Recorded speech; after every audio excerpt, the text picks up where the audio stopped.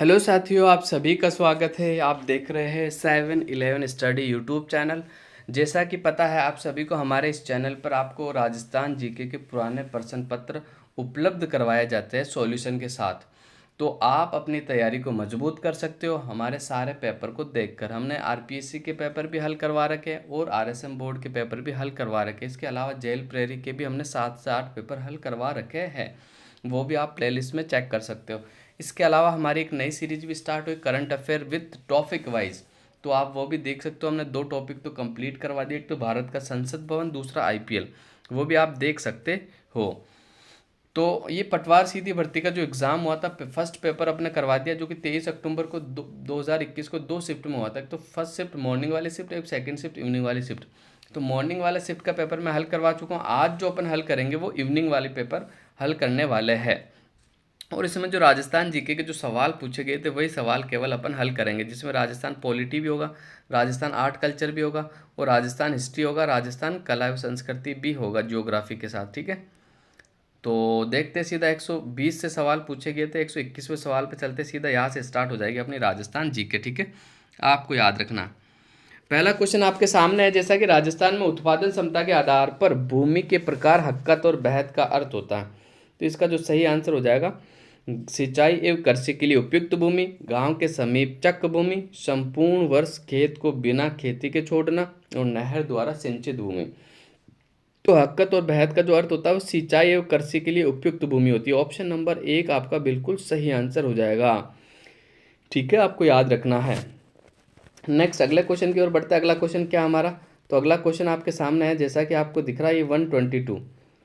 56 basin जिस जिले में है वह है बांसवाड़ा, पाली, अलवर, टोंक। तो 56 बेसिन जो है अपने बांसवाड़ा के अंदर। ऑप्शन नंबर 1 आपका बिल्कुल सही आंसर हो जाएगा। ठीक है, अगले क्वेश्चन की ओर बढ़ते हैं। अगला क्वेश्चन क्या है, दामनी में मारवाड़ में दामनी क्या है। तो मारवाड़ के अंदर दामनी जो होती है एक प्रकार की ओढ़नी होती है। क्या होती है भाई, एक प्रकार की ओढ़नी होती है। और मैं बात कर लूँ, अगर दामना पूछ लेता तो दामना हाथ में पहनने का आभूषण होता है, ये आपको याद रखना है। दामनी तो एक प्रकार की ओढ़नी होती है, दामना जो होता है हाथ में पहनने का आभूषण होता है। ठीक है, नेक्स्ट, कच्छावा राजवंश के संस्थापक थे। तो कच्छावा राजवंश के जो संस्थापक थे वो दूल्हे राय थे। ऑप्शन नंबर 1 आपका बिल्कुल सही आंसर हो जाएगा। कौन थे भाई, दूल्हे राय। नेक्स्ट अगला क्वेश्चन देखते हैं, राजस्थान उच्च न्यायालय की प्रमुख पीठ कहाँ है। तो राजस्थान उच्च न्यायालय की प्रमुख पीठ तो जोधपुर में है, और जबकि एकल पीठ की बात कर ले तो वो जयपुर के अंदर है। एकल पीठ जयपुर में और प्रमुख पीठ जोधपुर में। इसकी स्थापना जो हुई थी वो बिल्कुल कब हुई थी भाई, 1949 में हुई थी। आपको याद रखना है प्रमुख पीठ की। ठीक है, अगले क्वेश्चन की ओर बढ़ते हैं। अगला क्वेश्चन क्या है, राजस्थान उच्च न्यायालय के जो प्रथम न्यायाधीश थे, ये भी सवाल पूछा हुआ है, तो के वर्मा यानी कमलकांत वर्मा थे। ठीक है, ये भी आपको याद रखना। अगले क्वेश्चन की ओर बढ़ते हैं। अगला क्वेश्चन क्या हमारा, तो ये अगला क्वेश्चन सुमेलित करना आपको। ठीक है, एक तरफ आपको बुक्स दी हुई है, दूसरी तरफ आपको राइटर दिए हुए। तो मैं बता देता हूँ आपका इसका जो होगा, राधा जो है सत्य प्रकाश जोशी की बुक है भाई। ऑप्शन, राधा को अपन मिला लेंगे 3 नंबर से, सत्य प्रकाश जोशी। बाता में भूगोल हरीशचंद बादानी की है, बाता में भूगोल हरीशचंद बादानी की। और मरुमंगल जो है सुमेर सिंह शेखावत की बुक है। मरुमंगल किसकी है भाई, सुमेर सिंह शेखावत की, आपको याद रखना। तो इसका जो सही आंसर हो जाएगा 3 3 2 1। देखो इसका 3 हो गया, इसका 2 हो गया, इसका 1 हो गया। तो ये हो जाएगा 3 3 1 2, 3 1 2, 3 1 2, 3 ऑप्शन नंबर भी आपका बिल्कुल राइट आंसर हो जाएगा। ठीक है, अगला क्वेश्चन, निम्नलिखित में से कौन सा स्थल राजस्थान में 1857 की क्रांति का केंद्र नहीं था। तो देखो नीमच भी था, अजमेर भी था, अहुआ भी था, लेकिन जयपुर नहीं था। ऑप्शन नंबर ए आपका बिल्कुल राइट आंसर हो जाएगा। ग्रास या जनजाति द्वारा किया जाने वाला नृत्य, तो ग्रास या जनजाति द्वारा किया जाने वाला नृत्य वालर है। ऑप्शन नंबर डी आपका बिल्कुल सही आंसर होगा। और इसे ग्रासियों का घूमर भी कहा जाता है। ये बिना वाद्य यंत्रों के साथ किया जाने वाला नृत्य है, ये भी एग्जाम में पूछा हुआ है। ठीक है, अगले के क्वेश्चन की ओर बढ़ते हैं। अगला क्वेश्चन क्या है, निम्नलिखित में से कौन सा जोड़ा गलत है, ये आपको बताना है।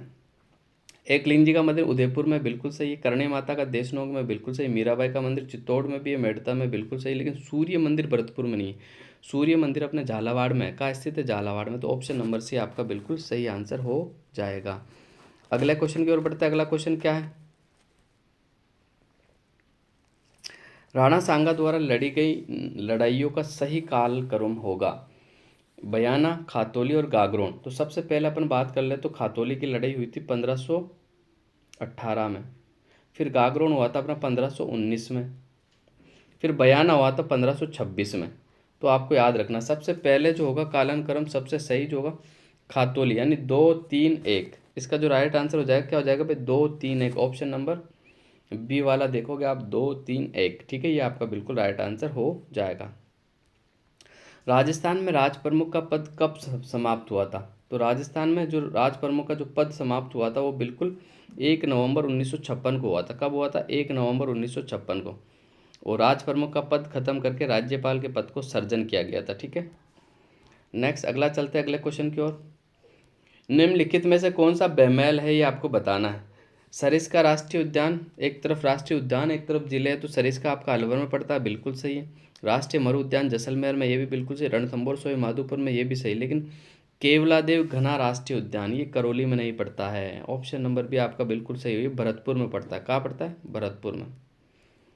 अगले क्वेश्चन की ओर बढ़ते हैं। अगला क्वेश्चन क्या हमारा, तो अगला क्वेश्चन आपके सामने है, जैसा कि अपन देखते हैं ये रहा।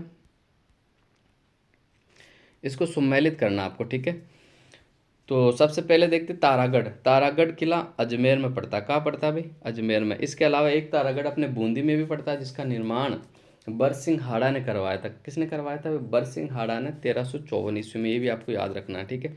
और तारागढ़ अजमेर का जो निर्माण करवाया था वो अजयराज ने करवाया था, ये भी आपको याद रखना है। जयगढ़ आपका जयपुर हो जाएगा। कीर्ति स्तंभ चित्तौड़गढ़ में हो जाएगा आपका, ठीक है। और मेहरानगढ़ किले की बात करें तो ये जोधपुर में हो जाएगा आपका, ठीक है। ये आपको याद रखना है। और इसकी जोधपुर मेहरानगढ़ के किले की जो स्थापना हुई थी वो 1459 में हुई थी, ये भी आपको याद रखना है। अगले क्वेश्चन की ओर बढ़ते हैं। संत भूरीबाई अलग का कार्यक्षेत्र कौन सा है? तो इनका जो कार्यक्षेत्र है वो मेवाड़ है। ऑप्शन नंबर ए आपका बिल्कुल सही आंसर होगा, ठीक है। नेक्स्ट, भारतीय संविधान में निम्नलिखित में से कौन सा अनुच्छेद राज्यपाल के कार्यकाल से संबंधित है? तो ऑप्शन नंबर है 156वां जो अनुच्छेद है ना, वो कार्यकाल से ही संबंधित है, ठीक है। नेक्स्ट, नीमूचना किसान आंदोलन हत्याकांड राजपूताना की किस रियासत में हुआ था? तो इसका जो सही आंसर हो जाएगा अपना अलवर में हुआ था भाई। कहाँ हुआ था? अलवर में हुआ था। ऑप्शन नंबर ए बिल्कुल सही आंसर हो जाएगा आपका। ऑप्शन नंबर ए आपका बिल्कुल सही आंसर हो जाएगा। अगला क्वेश्चन देखते हैं अपन 137। किसके दरबार में निहाल चंद आधिकारिक दरबारी चित्रकार के रूप में कार्यरत थे? सावंत सिंह, महाराणा प्रताप, राम सिंह और जय सिंह। तो इसका जो राइट आंसर हो जाएगा सावंत सिंह होगा भाई, ठीक है। किशनगढ़ के जो शासक थे सावंत सिंह, इनके दरबार में चित्रकार के रूप में ये काम करते थे। कौन? निहाल चंद जी, ठीक है। नेक्स्ट, हवा महल जयपुर के बारे में निम्नलिखित कथनों पर विचार कीजिए, नीचे दी गई कूट में से प्रश्न का उत्तर दीजिए। हवा महल 5 मंजिला संरचना है, बिल्कुल सही है आपका। ऑप्शन नंबर ए बिल्कुल सही हो जाएगा, ठीक है। उसमें कोई डाउट नहीं है कि 1 मंजिला ही है, ठीक है। हवा महल महाराजा प्रताप सिंह द्वारा बनवाया गया था, ये भी बिल्कुल सही है। हवा महल में 983 झरोखे और जटिल डिज़ाइन वाली खिड़कियाँ, ये गलत हो जाएगा भाई। 983 नहीं है, 953 है, ये आपका गलत हो जाएगा। कितनी है भाई? 953 है, आपको याद रखना। और सवाई प्रताप सिंह ने इसको कब बनाया था ये भी पूछा हुआ, तो 1799 में बनवाया था, आपको याद रखना। कब बनवाया था? 1799 में। और इसकी जो आकृति कर्नल जेम्स टोड ने कहा था कि मुकुट जैसा दिखता है, मुकुटाकार इसकी आकृति, ये भी आपको याद रखना है। अगले क्वेश्चन की ओर बढ़ते हैं। अगला क्वेश्चन क्या हमारा, आम चुनावों में एक व्यक्ति अपने मताधिकार का उपयोग कर सकता है यदि सॉरी वे भारत का नागरिक है, उम्र 18 वर्ष से कम नहीं हो, सरकार में लाभ के किसी पद पर नहीं हो। तो इसका जो सही आंसर हो जाएगा बिल्कुल भारत का नागरिक भी होना चाहिए, 18 वर्ष से कम नहीं होना चाहिए, तभी अपने मत का प्रयोग कर सकता है। तो इसका जो राइट आंसर हो जाएगा अपना ऑप्शन नंबर डी बिल्कुल राइट आंसर हो जाएगा आपका, ठीक है। ऑप्शन नंबर डी बिल्कुल राइट आंसर हो जाएगा इसका, ठीक है। तो अगले क्वेश्चन की ओर बढ़ता है अपना। अगला क्वेश्चन क्या है, कुंडापत के प्रणेता कौन है? तो राम मल्लीनाथ जी कुंडापत के प्रणेता कौन है भाई? राम मल्लीनाथ जी कुंडापत के प्रणेता है। ऑप्शन नंबर डी आपका बिल्कुल सही आंसर हो जाएगा। नेक्स्ट, अलवर और भरतपुर के जोगियों के द्वारा किस प्रकार की सारंगी बजाई जाती है? जोगिया सारंगी, सिंधी, जड़ी सारंगी, गुजरातन सारंगी। तो इसका जो राइट आंसर हो जाएगा जोगिया सारंगी बजाई जाती है। कौन सी सारंगी भाई? जोगिया सारंगी बजाई जाती है, ये आपको याद रखना। नेक्स्ट अगले क्वेश्चन की ओर बढ़ते हैं। अगला क्वेश्चन क्या है, जैसे कि ये आगे अगला क्वेश्चन आपका, राजस्थान के राज्यपाल से संबंधित निम्न कथनों पर विचार कीजिए। उसे भारत का नागरिक होना चाहिए, उसकी आयु कम से कम 35 वर्ष होनी चाहिए, उसमें लोकसभा का सदस्य बनने की योग्यता होनी चाहिए, वह एक से अधिक राज्यों का राज्यपाल हो सकता है। तो इसका जो सही आंसर देखो, पहला भी बिल्कुल सही है, दूसरा भी सही है, 35 वर्ष होना चाहिए, तीसरा भी सही, एक से अधिक हो सकता है, लेकिन दूसरा जो है ना ये सही नहीं है।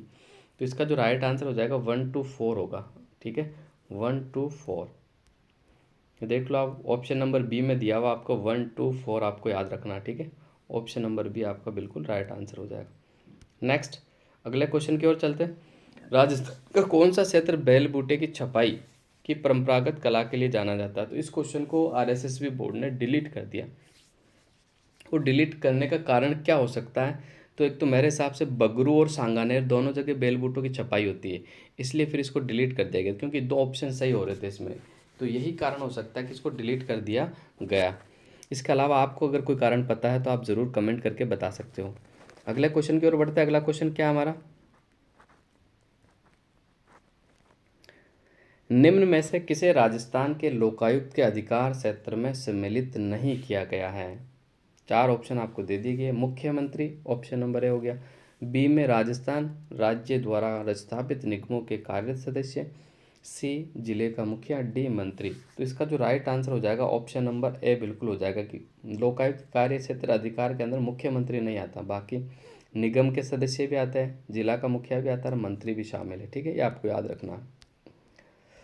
हाड़ौती का सुरंगा मेला कहा जाता था, हाड़ौती का जो सुरंगा मेला किसे कहा जाता है? वो चंद्रभागे मेले को कहा जाता है, ऑप्शन नंबर डी। ठीक है, ऑप्शन नंबर डी। और राजस्थान का सुरंगा मेला कहा जाता है सबसे रंगीला मेला पुष्कर पर्वतसर, ये नागौर के अंदर लगता है। तेजाजी का सबसे बड़ा मेला, पशुओं का सबसे बड़ा मेला। रामदेव मेले की बात कर ले तो रामदेव जी की आराधना में लगता है। और यहाँ का जो कामड़िया जाति का जो 13 ताली नृत्य है वो बहुत ही आकर्षण का केंद्र है। ठीक है, ये भी आपको याद रखना है। इसके अलावा मैं बात कर लूँ तो ये जो रामदेव जी का जो मेला लगता है वो भाद्रपद शुक्ल द्वितीया से एकादशी तक लगता है, ये भी आपको याद रखना है। और कहाँ लगता है? रुणेजा जैसलमेर में लगता है, ये भी आपको याद रखना है। अगले क्वेश्चन की ओर बढ़ते हैं। अगला क्वेश्चन क्या हमारा,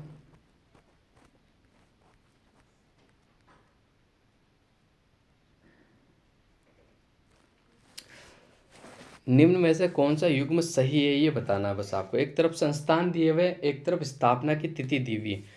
तो राजस्थान साहित्य अकादमी की स्थापना 28 जनवरी 1958 बिल्कुल सही है ये आपका। ठीक है, बिल्कुल सही है, बिल्कुल सही है, एक मिनट। ठीक है, ऑप्शन नंबर ए ही आपका राइट आंसर होगा। इसके अलावा बात कर लूँ तो मैं हिंदी ग्रंथ अकादमी की जो स्थापना हुई थी ना वो 25 अगस्त 1969 को हुई थी। ठीक है, संस्कृत अकादमी की मैं बात कर लेता हूँ तो 15 जुलाई 1980 को हुई थी, 15 जुलाई 1980 को हुई थी।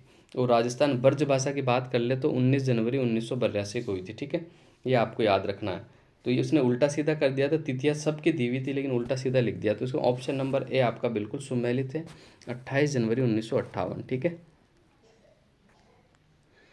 अगला क्वेश्चन देखते हैं। निम्न में से उस समूह का चयन कीजिए जिन्होंने 3 या अधिक अवसरों पर राजस्थान के मुख्यमंत्री पद पर शपथ ली थी। तो इसका जो सही आंसर हो जाएगा ऑप्शन नंबर बी देखते हैं, मोहनलाल सुखाड़िया सर्वाधिक समय तक रहने वाले राजस्थान के सीएम, लगभग 17 साल तक चाहिए। उसके बाद बात करते हैं अपन, उसके बाद हरिदेव जोशी 3 मरतबा रह गए थे, उसके बाद अशोक गहलोत भी 3 मरतबा रहे थे। तो ऑप्शन नंबर बी आपका बिल्कुल सही आंसर हो जाएगा। ठीक है, बिल्कुल सही आंसर हो जाएगा। ठीक है, अशोक गहलोत जी की बात कर ले तो सबसे पहले इनका जो कार्यकाल था 1998 से लेकर 2003 तक था।